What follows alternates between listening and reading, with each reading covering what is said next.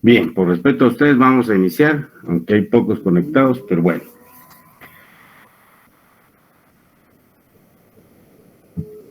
Veníamos trabajando sobre todo el tema relativo a la política fiscal, qué tipo de decisiones debemos de tomar, van a depender del comportamiento de la actividad económica. Hoy tuve la oportunidad de enviarles, para los que pudieron revisar el WhatsApp, un artículo de prensa abordado por uno de los constitucionalistas del país, si no mal recuerdo,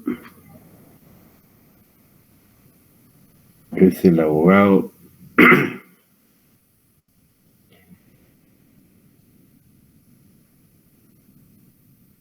Mario Fuentes de Estarac.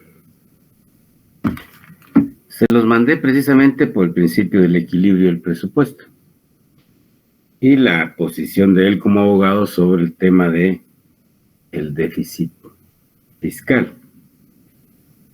Lógicamente ustedes, si leyeron ese artículo, inmediatamente notaron que se ve como lo planteaba la teoría clásica, mejor dicho, lo aborda como lo planteó la teoría clásica, simplemente buscar el equilibrio sin conocer la parte dinámica que las finanzas públicas deben de realizar en la actividad económica y social, sustentada por las teorías que ustedes ya conocen, las teorías económicas. Un planteamiento de este tipo que busca hacer ver la importancia del principio del equilibrio presupuestario, tal como se los dije yo, uno de los aportes importantes de la teoría clásica, que lógicamente es el que debía de buscarse, pero sobre la base de una política tributaria que permita establecer un sistema impositivo que genere los ingresos que el gobierno, como representante del Estado, necesita para poder cumplir con las funciones. Y dentro de esa función estábamos viendo la función de estabilización. Lógicamente, este tipo de funciones, que dicho de paso, no aparecen en el artículo y lógicamente no deben de aparecer porque él es abogado, no es economista, me permite a mí indicarles a ustedes cómo se va generando una opinión pública ante tanta deficiencia en la prestación de los bienes y servicios públicos. Es lógico que con lo que hemos visto hasta acá, particularmente tiene importancia en este aspecto la cuenta de la financiación del presupuesto. Ahí pudimos ver qué tanta capacidad tiene el país para invertir solo con los ingresos corrientes, que están conformados, como ustedes saben, por los ingresos tributarios y los ingresos propios de cada una de las instituciones, por los servicios que prestan y cobran, ¿ok? Entonces, si el ahorro corriente es mínimo, no tenemos capacidad de inversión, ¿qué capacidad tendría el Estado para poder influir y atender las crisis que unas devienen del mercado y otras que acabamos de sufrir de causas sanitarias? Entonces, ahí les dejo yo la inquietud y por eso vi muy importante ese artículo. Si no lo han leído, léanlo y vean el efecto que esto pueda causar en la opinión pública. Repito, ese principio es bien importante, se los mencioné, les insistí, uno de los aportes más importantes de la teoría clásica, que si la comprendemos y efectivamente buscamos ese equilibrio, tendremos que reestructurar el sistema impositivo para poder cumplir las funciones que el Estado tiene, porque de lo contrario, en lugar de coadyuvar a suplir las fallas intrínsecas del mercado, lógicamente lo que se haría ante una situación simplemente como él la plantea, de modificar la ley de presupuesto, o aún persiste en que legislar sería gobernar y generar o corregir a través de la legislación, no es cierto. Legislar no es gobernar. Y cuando hablo de gobernar me refiero a la capacidad de cumplir eficientemente las funciones que un gobierno como representante del Estado tiene que realizar. Y como les digo, tiene mucho que ver con el tema que estamos viendo, porque en la medida que eso se diera acompañado, que es lo que no dice él, acompañado de una reestructura del sistema impositivo del país o de una reforma fiscal que permita generar los ingresos que estructuralmente el gobierno ha tomado a través de la deuda pública, pues ese sería el ideal para un país, una economía sana y unas finanzas públicas sanas. Ahí tiene que ver el principio de equilibrio presupuestario con la sanidad de la administración fiscal, en donde los ciudadanos aportan parte de esa renta que se genera para poder cubrir esas funciones. O bien, como les dije en algún momento, reconvertir, reformar las funciones del gobierno como representante del Estado y acomodarlo al nivel de renta que necesitaría para poder atender las funciones que quedarían luego de esa reforma y reestructuración del Estado, quitándoles funciones y pasándoselas al mercado y lógicamente sabiendo pues que hay fallas intrínsecas del mercado que en lugar de corregirse podrían generar mucha más crisis. Entonces, en esta función de estabilización tiene mucho que ver el tema del déficit fiscal. Porque si ya vimos que a pesar del endeudamiento que se da, los dineros de préstamo no van, o de deuda no van a gastos de inversión, lógicamente ahí solamente estamos incrementando el consumo del gobierno sin mayor efecto en la actividad económica. En otras palabras, pan para hoy, hambre para mañana. Porque si no se los dije, si vos vas a prestar plata para irte de parranda, lógicamente mañana vas a disfrutar, por supuesto, pero mañana vas a tener hambre, ¿no? ¿Por qué? Porque hay que pagar esa plata y ¿de dónde va a salir? De los ingresos que tengas. Que no es lo mismo que tú prestes para construir un cuarto adicional en tu vivienda, lo rentas y de esa renta se paga automáticamente el endeudamiento que tú haces. Estoy haciendo este ejemplo o símil para poder ver el efecto, para que vean el efecto que tiene a nivel micro, a nivel de una decisión de familia o de un individuo, y el efecto que tiene a nivel macro. a nivel de un agente como lo es el gobierno. Entonces es bastante delicado y lo importante es que estamos comprendiendo los mecanismos y los instrumentos que vimos o que estamos viendo para cumplir esa función de estabilización. Ya revisamos un poquito, les dejé ahí el tema monetario, y luego entramos al tema de la política fiscal y en qué consiste esa bendita política fiscal, en qué fases de la actividad económica se usa, que van a ser los tipos de política fiscal que hoy vamos a revisar. En este sentido,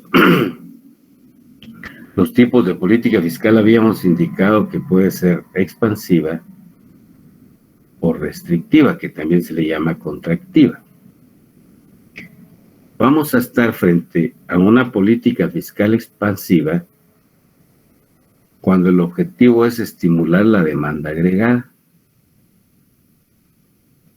Cuando hablamos de demanda agregada, lógicamente esto nos lleva a la esencia de la tesis de la teoría keynesiana. Y tiene mayor importancia ese aporte de Keynes, que me imagino que ustedes vieron en macro, la curva de Phillips, ¿ok? Que te va a relacionar tanto la inflación con el nivel de ocupación. Y es precisamente la esencia del aporte keynesiano cuando nos habló de a quién acudir cuando el mercado no está invirtiendo, cuando se contrae la inversión privada o cuando ya no hay inversión privada, se genera desocupación, y como consecuencia de generar esa desocupación, pierde ingresos el desocupado y lógicamente se contrae la demanda agregada. Por lo tanto, la política fiscal expansiva está orientada precisamente a estimular esa demanda agregada. Cuando la economía está pasando por las características que acabo de indicar, ¿verdad? Desocupación, una recesión, una contracción. Como resultado, se va a tender a un déficit e incluso puede provocar inflación, lo que acabo de indicar y lo que ustedes conocieron ya en la curva de Phillips que tuvieron que haber visto en macroeconomía. La política fiscal restrictiva, ¿cuál es el objetivo? Lógicamente, si la expansiva es estimular o incrementar la demanda agregada, pues la política restrictiva es frenar o reducir la demanda agregada. Lógicamente, cuando la economía está pasando por un periodo de excesiva expansión o de crecimiento económico y hay necesidad de frenar esa excesiva inflación que se está creando, como resultado se tiende al superávit derivado a la elasticidad o inelasticidad que tengan los tributos con relación al comportamiento del Producto Interno Bruto. En ese sentido, ¿a quién le corresponde? Si tú ves, o si tú, como parte del mercado o como productor, estás viendo que la demanda está creciendo, tú sigues produciendo, lógicamente vas a requerir de ocupar más factores, ¿ya?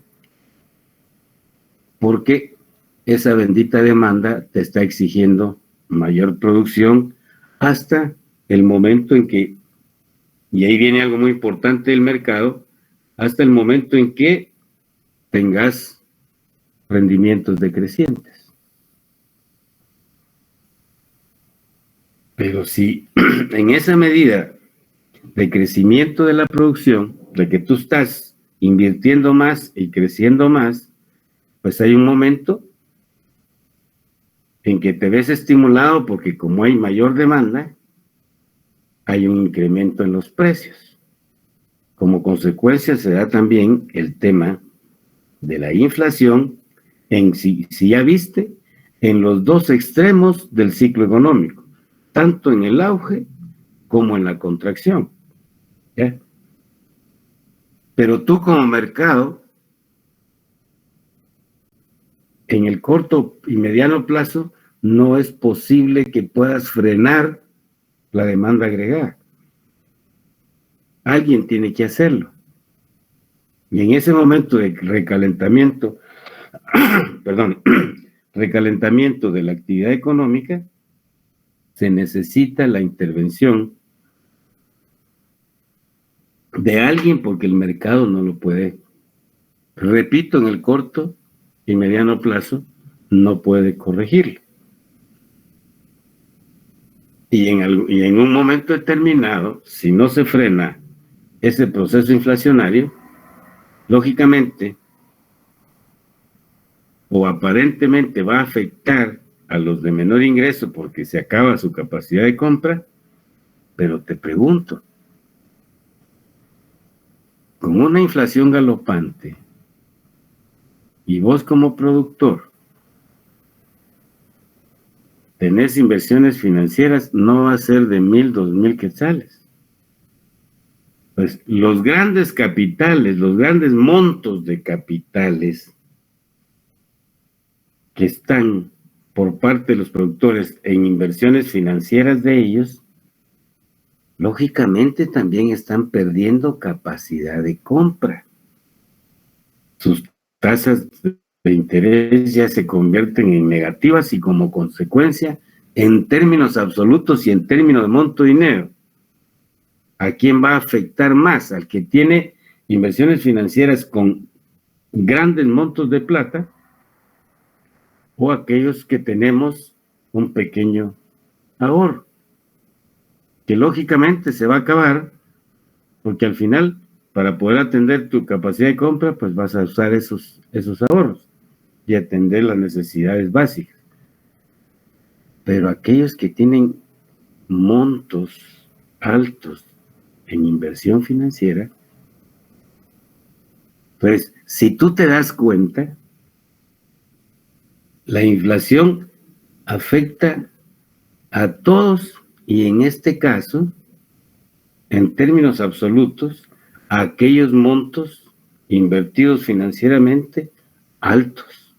Porque lógicamente, si vas a tener inversiones de 10, 20, 30 millones y estás ante una inflación del 20%, ¿cuánto es el 20% de esos 20 millones? Y si tú tenés una inversión a plazo fijo o cuando hablo de inversión financiera, por favor comprendamos, colegas, que estoy hablando de acciones, bonos, ¿ok? Ahorro en plazo fijo y ahorro corriente. Pues si tú tenés 1,000, 2,000, 5,000 pesos ahorrados y la inflación es del 20%, en términos absolutos, ¿cuánto se pierde? Claro está, era tu ahorro, tu capacidad de ahorro y te afecta individualmente. Igual, pero en mayor cantidad, a los montos invertidos financieramente que son altos, repito. ¿Qué significa? Que también los mismos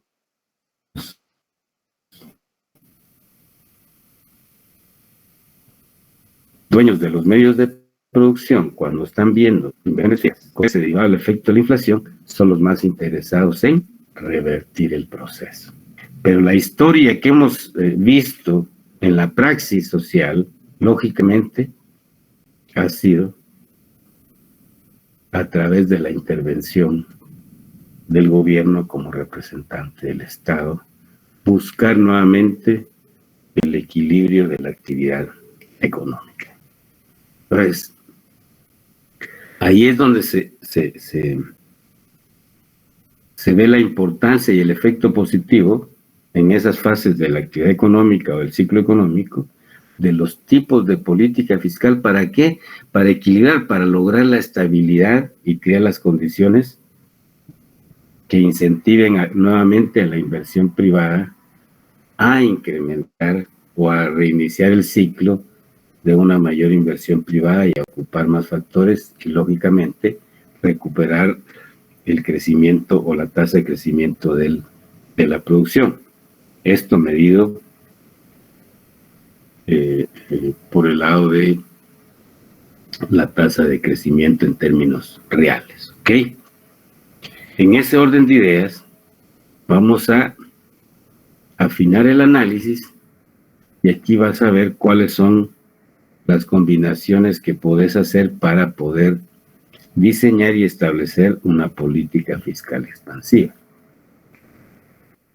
Los mecanismos que vamos a usar serían, en todo caso, aumentar el gasto público para aumentar la producción y reducir el paro.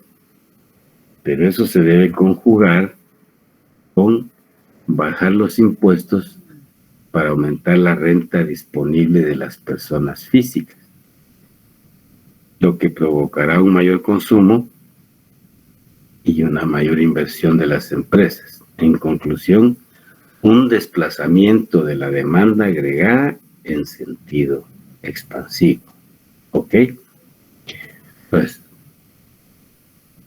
y aquí viene el tema de la decisión, que ya no es, o ya no queda en el campo nuestro, en el campo técnico, sino que ya es una decisión que pasa al ámbito político. ¿Sí? ¿Por qué?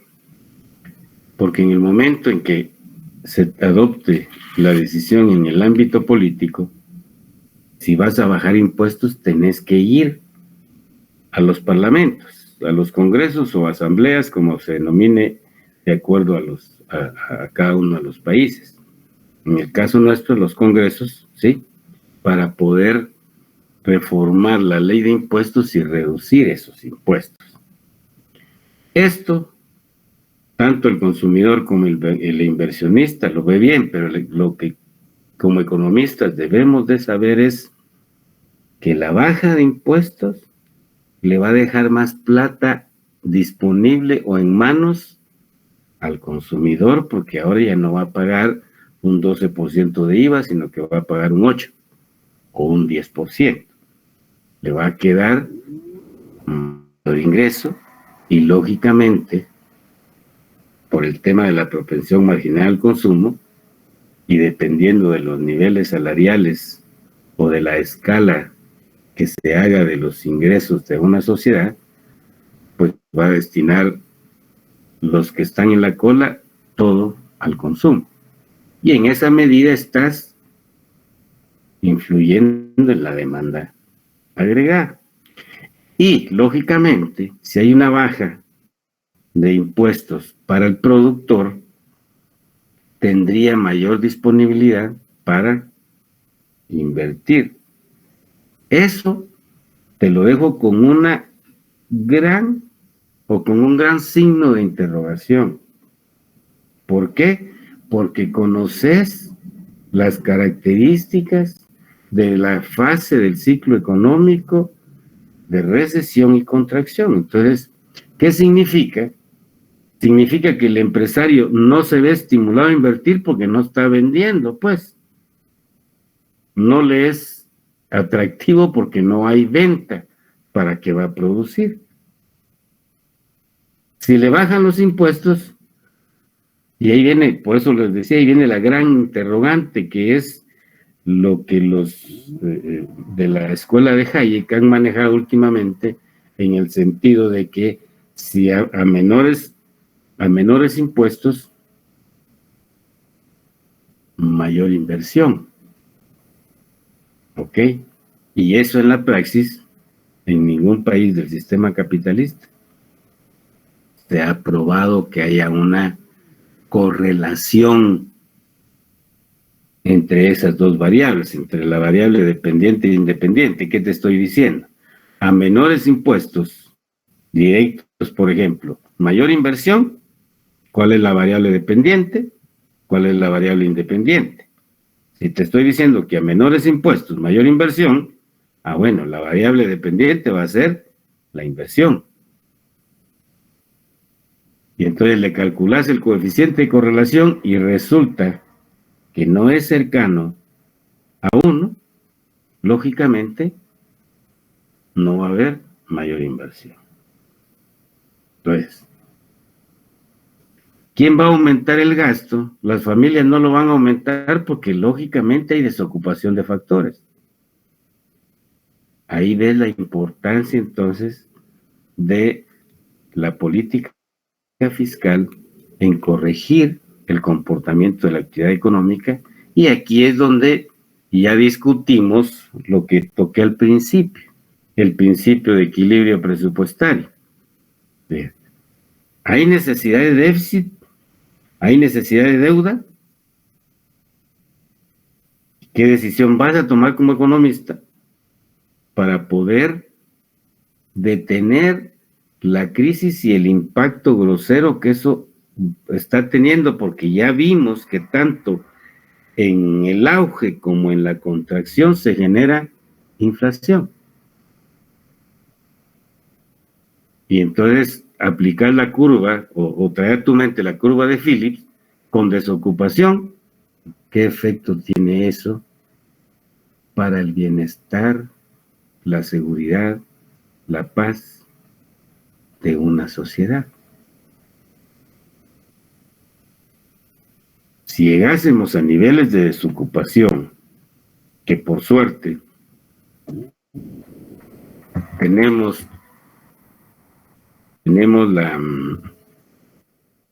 por suerte tenemos ese carácter del guatemalteco y guatemalteca de buscarnos en algún lado alguna actividad de economía informal, por supuesto, para poder sostener, que es lo que estás viendo en estos tiempos. La mayor cantidad de empleo está en la economía informal, derivado a la incapacidad del mercado o de la capacidad productiva del país de generar fuentes de trabajo formales, que es otro aspecto que es bien importante abordar. Pero en síntesis, todo ese conocimiento que ya tenés macro, aquí lo estamos integrando para que puedas decir, bueno, sí, en este momento de inflación, donde no estamos ni en expansión, tampoco estamos en una contracción, ¿sí? ¿Qué tipo de política fiscal debería de aplicarse para el tema que estamos viviendo, que es el de los precios, que ya lo abordamos, y que al igual que eso, acá debes de tener, y es lo más importante, información real para tener un diagnóstico real y que las decisiones de política fiscal puedan generar los resultados que se esperan. Les comenté y les repito, cuando vimos el ciclo del 2009-2010 y vieron esa recuperación inmediata, indiqué que la decisión que se tomó fue un mayor déficit. ¿Por qué? Porque si se había contraído la inversión privada, se contrajo el comercio exterior, y si no se hubiera endeudado para compensar los 6.000, 7.000 millones que se redujeron los ingresos fiscales, la recuperación no hubiera sido como la que se verificó en el año 2010. Se detuvo la caída y como consecuencia se siguió generando el gasto de gobierno y tuvo los efectos positivos de una política fiscal, en este caso expansiva, de déficit, de mayor déficit fiscal, financiado con deuda, pero se corrigió. El problema de no corregirse, ¿qué tanto más hubiera afectado en toda la población? Y te repito, tristemente, pues las más afectados, aunque no lo vea así la corriente liberal, pero los más afectados son los de menores ingresos. La corriente liberal manifiesta que el que tiene menor ingresos ya está acostumbrado a comer o a no comer, ¿ya? Y que como consecuencia no le va a afectar. Imagínate la posición de esa visión por el lado del puro mercantilismo, ¿no?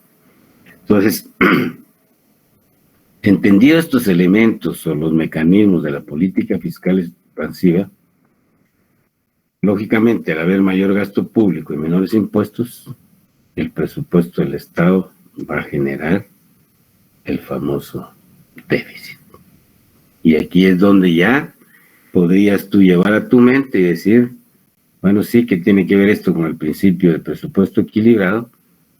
Bueno, la dinámica, la funcionalidad de la ciencia de las finanzas públicas que debe de participar en la corrección de los fenómenos económicos que el mercado no puede corregir en el corto y mediano plazo. Pregunto, ¿está claro los mecanismos de la política fiscal expansiva, los objetivos que busca y lógicamente cómo explicas que se va a generar ese mayor déficit? Pregunto.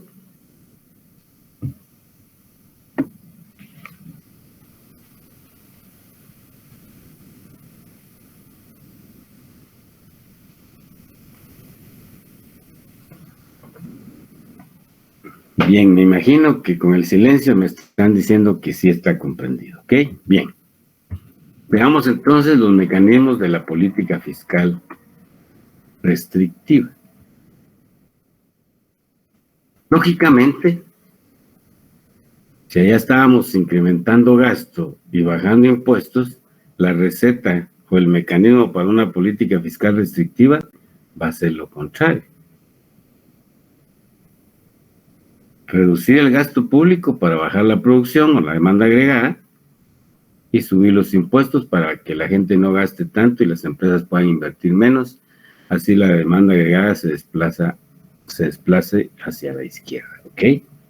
En el gráfico que vimos, te he insistido mucho, debes de revisar las lecturas de los gráficos para poder comprender o explicar mejor un fenómeno como este tipo. Entonces,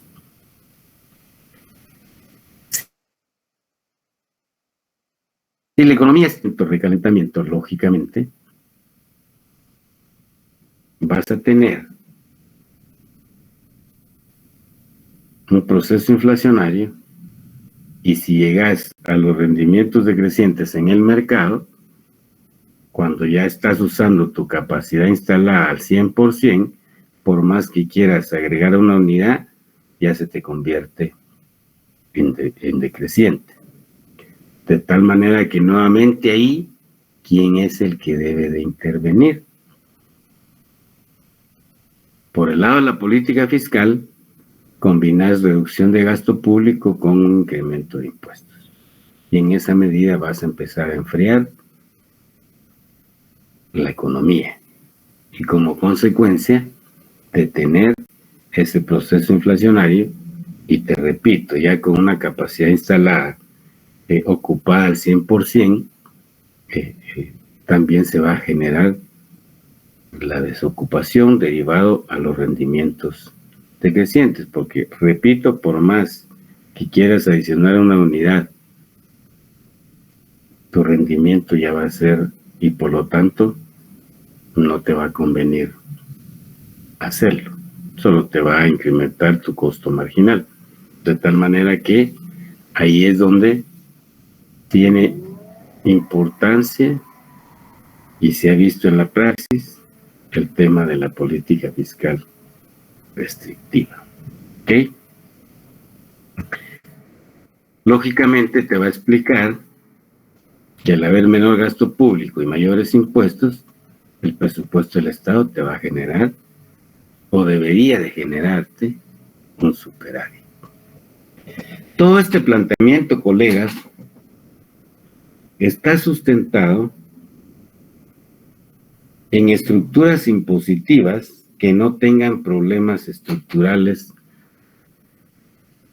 como los sistemas fiscales de los países con economías pequeñas y abiertas, y con una institucionalidad muy débil. ¿Ok? Porque lógicamente, ante una institucionalidad que no recauda lo que debiera de recaudar, y repito, no lo dice la teoría, ahí están los datos que publica la SAT, ¿sí? Están hablando de una recaudación que no llega y que lo tienen cuantificado alrededor de 30 a 40 mil millones que no están entrando por todos los temas o las causas que podamos encontrar: contrabando, defraudación y la falta de aplicación de la ley, en otras palabras, de la institucionalidad que el país tiene en esa cartera, en las finanzas públicas, en la SAT en todo caso, porque lógicamente, y ahí no tenemos que ver nada como técnicos, está en el ámbito político, lamentablemente, hay intereses creados y esas instituciones no aplican la ley, derivado a que en toda esa institucionalidad están nombrados o han nombrado a operadores de los intereses creados, al igual que lo estamos viendo en toda la institucionalidad del Estado hoy por hoy, en los tres poderes: el interés colectivo, el interés social, la justicia social, no funciona ahí. ¿Por qué? Porque está tomada por operadores que responden a intereses creados. De tal manera que cualquier decisión de política económica, no solamente en el caso de nuestro país, no tiene las condiciones para poderla realizar, a no ser que pudiera darse por el lado de un mayor endeudamiento, un mayor déficit. ¿Me explico? Y entonces esa política económica se neutraliza por la economía política. Entonces, como economista, vos ya podés ver si el gran problema que estamos viviendo como país, por el lado de la administración o de la economía pública, responde más a problemas de economía política o a decisiones de economía política o de política económica. Por supuesto que así como manifiesto la poca institucionalidad por el lado de la recaudación, derivado a tener lo contrario por el lado de el gasto y particularmente la calidad del gasto público. Ante los niveles de corrupción de la deficiente, entre comillas, administración del gasto, cuyo objetivo responde más a intereses también particulares que proveer eficientemente los bienes y servicios públicos que ya vimos que devienen de o se tienen que producir y proveer porque el mercado no le interesa proveerlos, y le adicionas la parte de la corrupción, lógicamente te explica el estado de cosas. Ahí la respuesta, aparte de parte del economista, la parte técnica sustentada con los indicadores reales y sustentada en la ciencia, en la teoría, por supuesto. Pero la respuesta es como la que se está dando a través de la formación de ese grupo de convergencia para poder detener por el lado político de exigir por el lado político o de poner un basta ya al proceso de uso no solo irracional, sino que al estilo botín económico de los dineros del pueblo. ¿Ok? Que esperemos que pueda tener la efectividad y que pueda ser abrazado por el 100% de la población, porque ya te diste cuenta quién es el que pone la plata para que funcione la actividad pública, la economía pública, ya que el mismo mercado requiere, y que ya conoces que no fue el pueblo que crió esa economía pública, a ese gobierno, sino que fue creado derivado a lo que el mercado no podía corregir, y como consecuencia lo que le interesaba también a quienes tomaron la decisión en el momento histórico y formaron esta organización que le conocemos como sistema capitalista, que se desarrolla a través de esos dos sectores, el privado y el público. Entonces, para efectos de los mecanismos, no es tan complicado el comprender los mecanismos, pero sí se te complica comprender el contexto o la situación real si no tenés la información correspondiente, y debes de tener claro que se puede corregir con la propuesta técnica, que por supuesto se puede corregir todo, si ceteris paribus, lógico, si las condiciones en el ámbito político están en línea con esos objetivos que queremos atacar. Hoy por hoy, al gobierno como representante del Estado no le interesó atacar el tema de la inflación. ¿Ok? Se presentó en un año preelectoral y lógicamente encontraron en el tema de los subsidios que, de no haberlo hecho, el incremento de precios hubiera sido mayor, derivado al coste de transporte y a la presión particularmente del transporte pesado, con el tema del diésel, ¿sí? ¿Ya? Que les permitió mantener sus niveles de utilidad, ¿ya? Y lógicamente había que ver, y ahí les dije yo, la falta de institucionalidad para ver si efectivamente eso se trasladó al tema del precio o se generó el proceso especulativo que el mercado permite, y repito, es normal en el mercado. Es decir, si estuviéramos nosotros en esa línea, ¿sí?, dependiendo de los principios que sustentan a la persona jurídica y de los principios de los dueños de esa persona jurídica llamada empresa, pues también estaría en esa línea. La especulación, ¿para qué? Para ganar más, porque ese es el objetivo fundamental del mercado.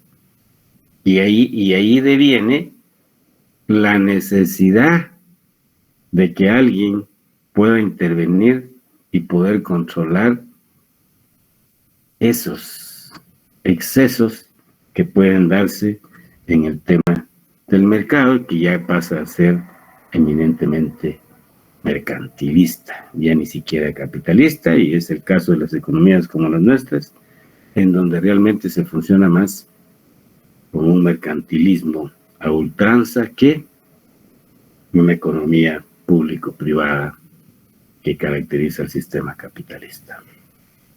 Bien, ¿queda claro los dos mecanismos, tanto la política expansiva como restrictiva? Me imagino que sí. Aquí. Sí, Rick. Solo una pregunta. Dígame. Sí. Usted ahorita mencionó de que Guatemala no hizo nada para controlar la inflación. Pero digamos que si pudiera haber hecho algo, ¿cuál era la que tendría que usar? ¿La restrictiva en este caso, no? Ok, muy buena pregunta, ¿verdad que sí? Esa es pregunta de privado, fíjate tú. Porque es muy buena pregunta. Porque me permite confirmarte nuevamente que la causa del incremento de precios es de orden externo. Y ahí muy poca posibilidad de alcanzar resultados con estos dos tipos de política fiscal. ¿Me explico? Porque no estamos ni en una contracción ni en un auge, pero está el fenómeno de la inflación que es importada y que ya hiciste el árbol del problema y pudiste ver que la causa número uno, ¿sí?, es de carácter económico derivado al tema Rusia-Ucrania y a la caída de la oferta de los derivados del petróleo y sus derivados, ¿ok? Causa 2, como consecuencia también de eso hubo problema en el abastecimiento de materias primas o de productos que salen de esos dos países en una buena parte en todo el comercio internacional. Me refiero a los fertilizantes, insecticidas y todo, y también en algunos commodities que produce Ucrania particularmente, y entonces se reduce la oferta porque no pudieron sacarlo y como consecuencia ahí tenés otra causa que te está generando, adicionalmente al tema que post pandemia, que venía en la logística necesaria para la exportación y la importación. ¿Ok? Teniendo eso claro, y nosotros dependemos, somos economía pequeña, abierta, dependiente o tomadores de precios, dependemos de materia prima que venía ya con ese incremento esencial, petróleo, los derivados del petróleo, que viene ya con ese incremento, y entonces, ¿qué es lo que he explicado? Y que está dentro de las funciones del gobierno, que son funciones fundamentales de institucionalidad. El Ministerio de Economía debía de haber generado una estrategia para evitar especulación. ¿Ok? Y que eso no incrementara más o el efecto de ese incremento de precios no fuera tan grosero si lo dejas en manos del mercado. ¿Ok? ¿Qué es lo que te queda? ¿Qué podés hacer? Repito, ahí no tendría efectos positivos ninguno de los mecanismos que estamos analizando, derivado a que son factores de carácter externo en donde las decisiones de política económica, ni siquiera la monetaria, que se adoptó, que se incrementó la tasa líder, pero que lógicamente les manifestaba yo que no tiene mayor efecto, que por el contrario puede agravarse más la situación derivado a un incremento en el coste financiero. Entonces tenés incrementos externos con los que ya hablamos, y si efectivamente, esperemos que no, haya un incremento en el costo financiero, ¿qué vas a tener como consecuencia? Un mayor precio. Entonces, lo que debió de haberse controlado fue eso. Y lo otro que hicieron los países, como dije, lo que se hizo acá, el tema del subsidio, con ese control institucional para evitar la especulación, que solamente se quedó solo para los derivados del petróleo y la economía familiar con el tema del gas. ¿Ok? No así para el resto de materias primas importadas, de las cuales depende la producción de bienes alimentarios, para la seguridad alimentaria, todo lo relativo a los fertilizantes, fungicidas, etcétera, que se usa en la actividad productiva de alimentos. Ahí no se hizo nada en absoluto, y ahí pudiste, ojo, pensando en el interés social, pudiste haber, que era mucho más fácil, ordenado a la banca central cuál es la factura de la importación de fertilizantes, insecticidas, qué cantidad de divisas necesitan para hacerlo, y poder trabajarlo por el lado del tipo de cambio. El tipo de cambio estable para, en términos normales, 7.80, 7.85, 7.70, ¿ok? En esa banda se mueve el tipo de cambio. Para estos productos de las reservas monetarias internacionales, pudiste haber indicado, bueno, cuál era el precio o qué impacto va a tener en el precio. El 50% va a ser subsidiado vía tipo de cambio, entonces ya no te lo voy a vender a vos, importador de fertilizantes, a 7.80, te lo voy a vender, o el Banco Central te lo va a dar a 7, a 6.70, 6.80, dependiendo del cálculo. Es decir, ¿qué incremento de precios se espera por ese lado? ¿Ok? Ahí nuevamente la falta de institucionalidad, porque el Ministerio de Economía debería tener la estructura de costos con el Ministerio de Agricultura, fundamentalmente, la estructura de costos de la producción de los alimentos. ¿Ok? Bueno, ¿qué impacto va a tener? Bueno, lo absorbemos como gobierno por tipo de cambio, ¿ya?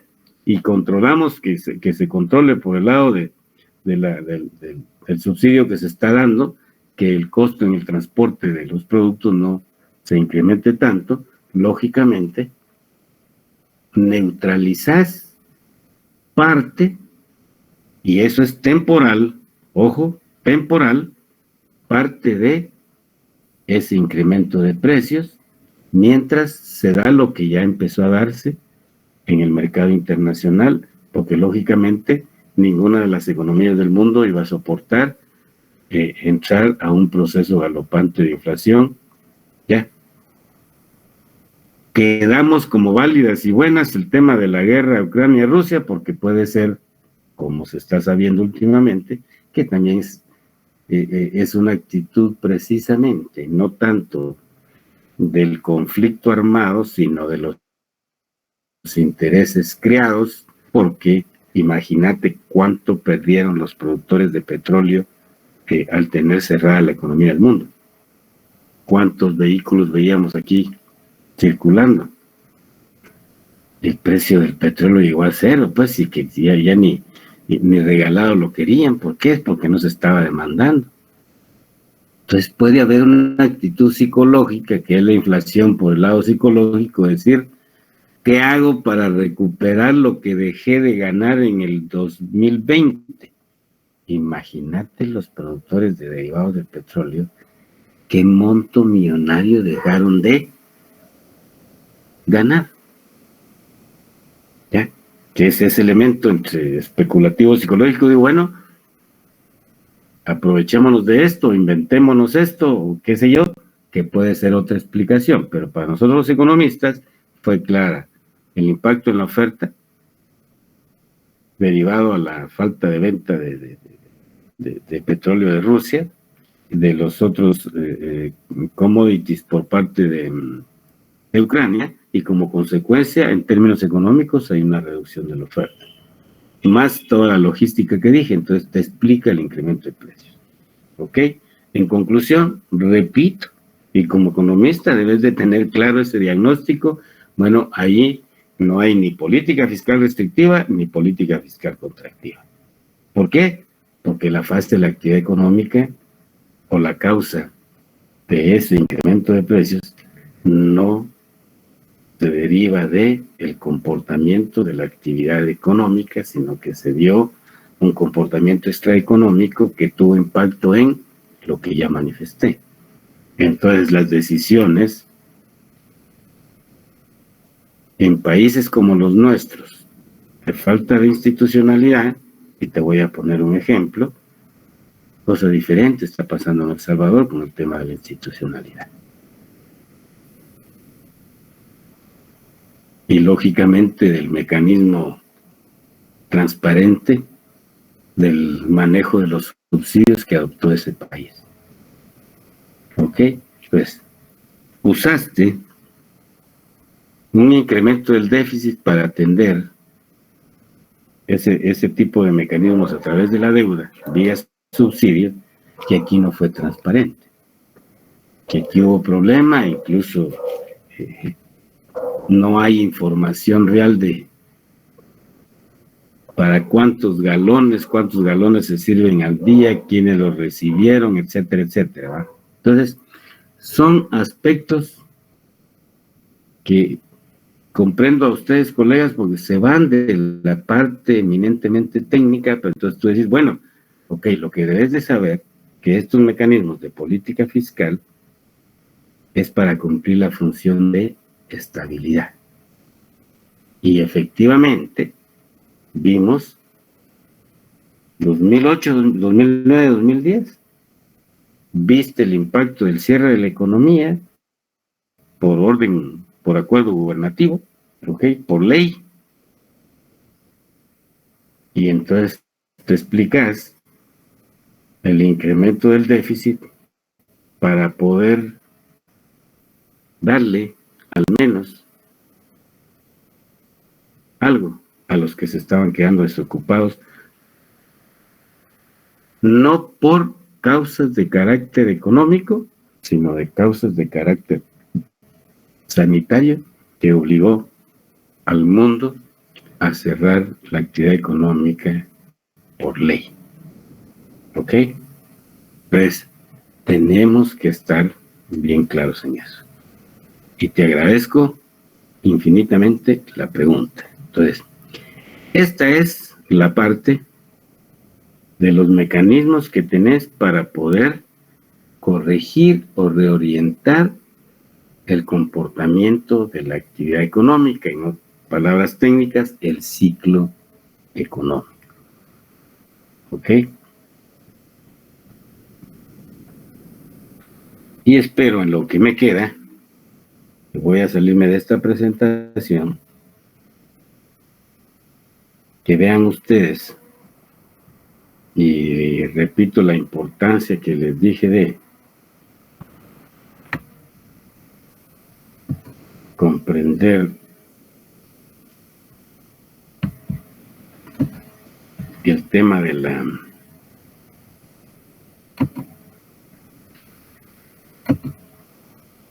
de la lectura de gráficas, y van a ver esto. Por favor, pónganle mucha atención. Espero que en lo que queda, si no, pues les robamos un poquito de minutos, porque aquí está todo el sustento de lo que yo expliqué, ¿ok?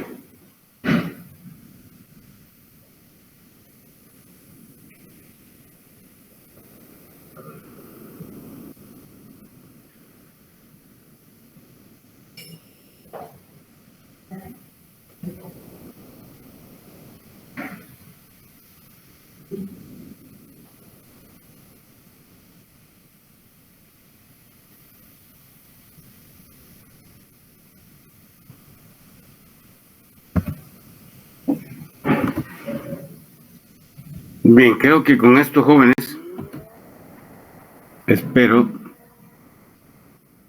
hayamos comprendido bien la función de estabilización. Les trasladé este material, aparte del objetivo de confirmar lo que habíamos explicado, para que vean la importancia en ustedes como colegas, los conocimientos que ya adquirieron a nivel macroeconómico. Este material está muy didáctico, muy comprensible, y ustedes ya lo vieron. Ahí sabrán ustedes cómo lo vieron, si se lo dieron de una forma didáctica o no, pero tienen la oportunidad de buscar dentro de lo que existe hoy para tener una mejor comprensión del tema. Entonces, ¿cómo ven el tema de las funciones que explicamos de asignación, de redistribución y lógicamente la de estabilización? Pues están sustentadas en el papel o las funciones que se le asignaron al gobierno, derivado al tema que ya insistí mucho de las falencias del mercado o de las fallas de mercado, pero su sustento teórico lo tienen en la macro moderna de los aportes de John Maynard Keynes, fundamentalmente en el tema de la demanda, que repito, la praxis nos lo ha demostrado. No es una posición, en el caso de la cátedra, sesgada a Keynes, no, es dentro de la teoría económica que hay la que permite comprender mejor el rol y la función del Estado a través de la administración de las finanzas públicas, específicamente en las funciones fiscales. Como repito, pudimos haber ahondado nuevamente esto con la curva de Phillips para que vieran, pero ustedes lo vieron en macro, y lógicamente no es objeto de la administración de las finanzas. Lo que es objeto de la administración de las finanzas es la comprensión de la teoría de la demanda agregada y la aplicación o los instrumentos con que el gobierno cuenta para poder corregir, en otras palabras, el comportamiento restrictivo, contractivo o positivo del principio de demanda agregada. ¿Ok? Lo cual no significa que no veamos la política fiscal que aplicaron los Chicago Boys, los monetaristas. ¿Ok? Que es lo que vamos a ver el día miércoles para poder finalizar con las funciones fiscales y entrar de una vez el día miércoles a la práctica y analizar el proyecto de presupuesto por el lado del gasto. ¿Ok? Si tuvieran alguna inquietud,